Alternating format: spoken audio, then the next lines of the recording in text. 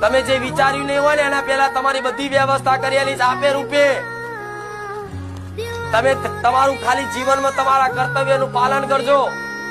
જે નોકરી ધંધો તમારી યોગ્યતા લાયકાત પ્રમાણે જે મળ્યું હોય ને, જે પ્રમાણે ભણ્યા હોય એ પ્રમાણની નોકરી ધંધો તમને આલ્યો હોય ને ભગવાન એક માતાજીએ, તો એ ધંધો છે ને ઈમાનદારીથી નિભાવજો. કોઈ ચીટિંગ ના કરતા, કોઈ છેતરપિંડી ના કરતા, કોઈ બેમાની ના કરતા. કોઈને જોતું તમારી સત્યની વાત, પણ મારો ભગવાન તમારી કુળદેવી મારા જેવી મેલેડી તો 100% લખે છે. ભલે ઓછો નફો મળે તો ઓછા નફામાં સંતોષ રાખજો, પણ ચોરીની ભાવના ના રાખતા. એક દાડો તમારી માં ગોળા એવા સુખના દાડા લાવશે ને કે તમારું ગાડું ઓટોમેટિક તમને એવું લાગશે કે માં હું કશું જ નહીં કરતો, પણ મારું જીવન ચમનું જાય છે મારી માતા જોડે. ગાડી ઘર બધું આવી જશે આપો રૂપે.